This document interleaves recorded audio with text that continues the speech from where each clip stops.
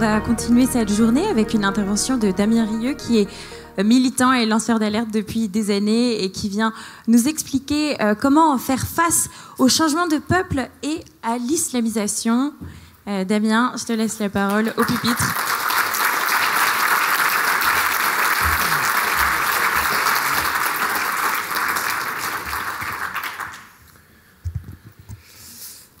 « 3% des plus de 80 ans, 30% des moins de 4 ans.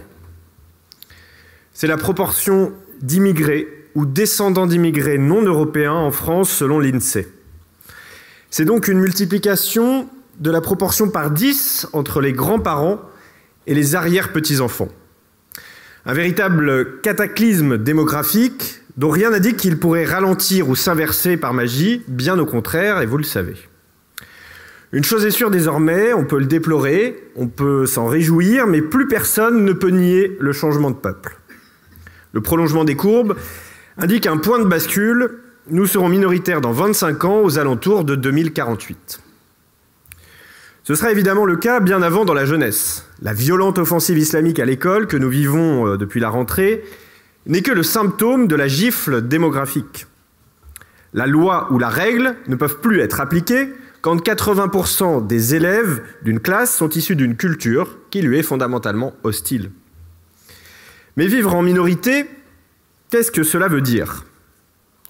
Tout d'abord, perdre notre précieuse démocratie européenne qui se transforme progressivement en ethnopolitique tribale et communautaire.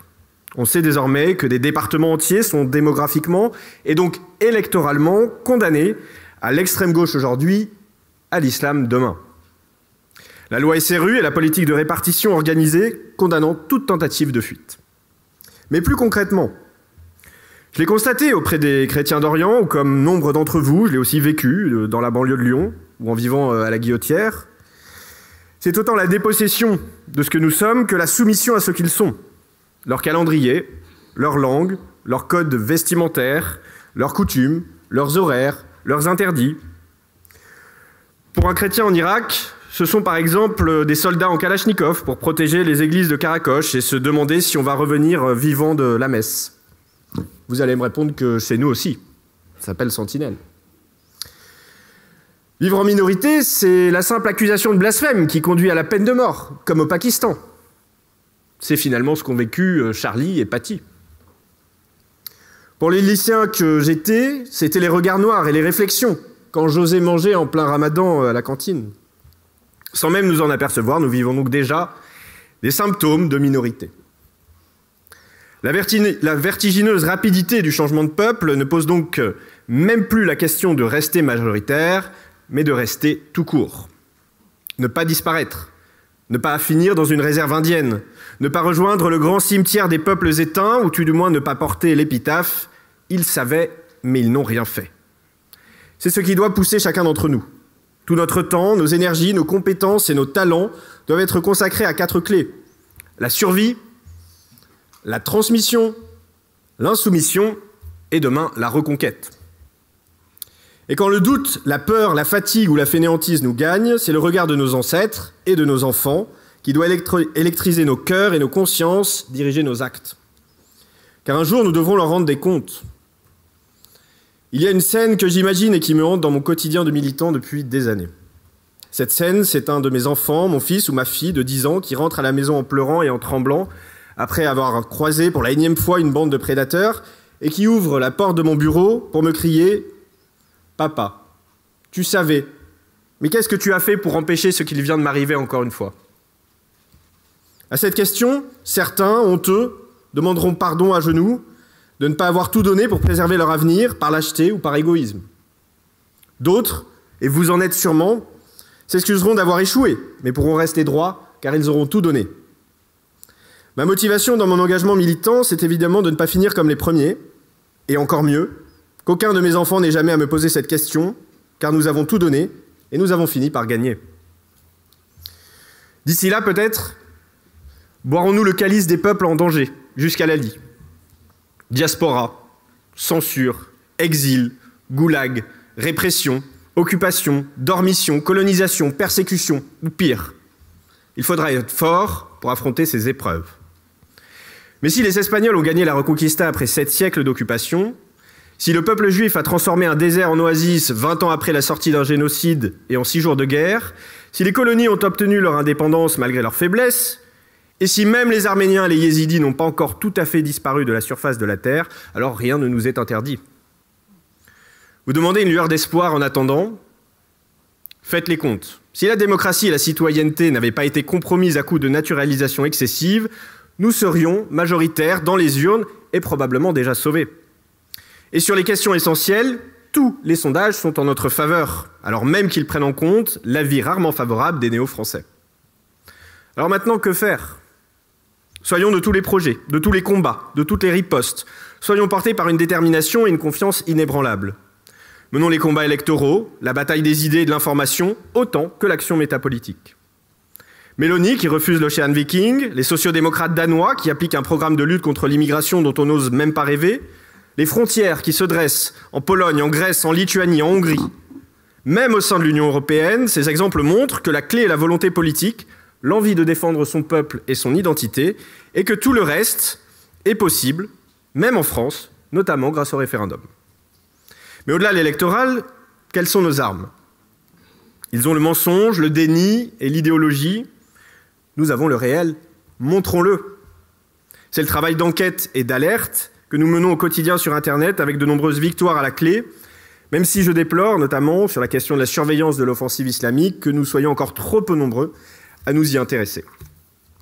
Mais ce qui nous manque le plus, c'est la volonté d'agir. Rangeons nos complexes et nos pudeurs, repoussons les limites mentales et matérielles de l'action. Ils détruisent l'école, ouvrons-en 10. Ils donnent 100 €, donnons-en 1000. Ils affrètent des bateaux-taxis, montons une armada de gardes-côtes. Ils veulent détruire nos statues, cancellent notre culture, bâtissons des mausolées, réalisons des films sur nos grandes épopées. Ils brandissent 5 Adama, honorons la mémoire de nos 10 000 Lola. Ils imposent la laideur, bâtissons le beau.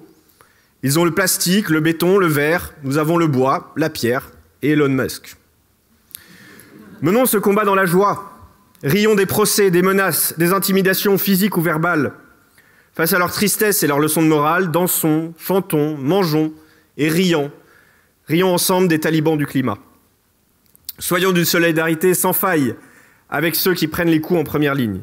Ne tombons pas dans les pièges ou les diversions, les combats d'arrière-garde, la nostalgie, les causes perdues ou secondaires, le repli.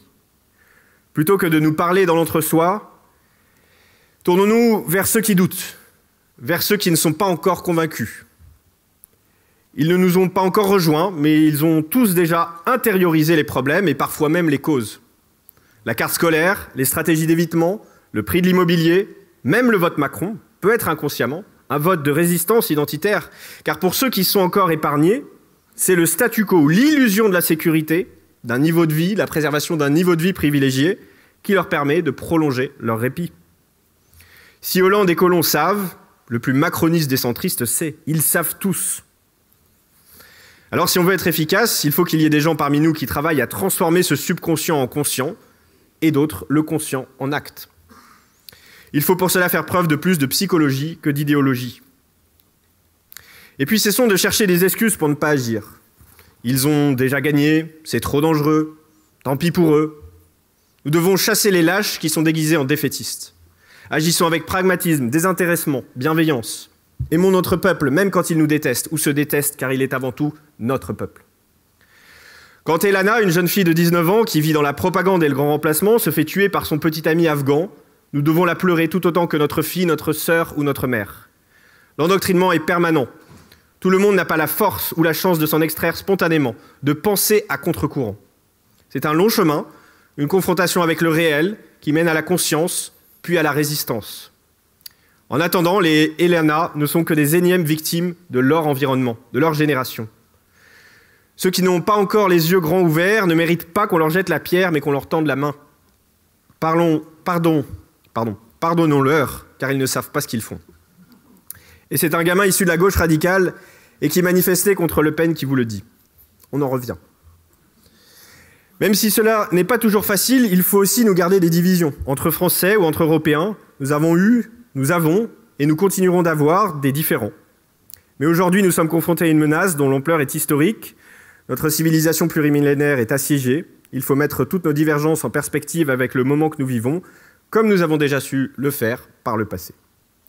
Gardons-nous du tiers-mondisme, même par stratégie, et des autoprocès en décadence. Dans tout conflit, il faut maintenir le moral des troupes. Le défaitisme, l'autoflagellation sont des incapacitants toxiques. Il faut s'en défaire et ne surtout pas les encourager, même dans les moments de doute. Nous nous revendiquons français et européens, mais il faut être conscient de comment nous sommes perçus.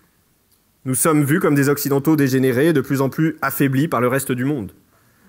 Pousser trop loin l'autocritique de nos travers bien réels peut aussi renforcer la haine de soi chez les nôtres.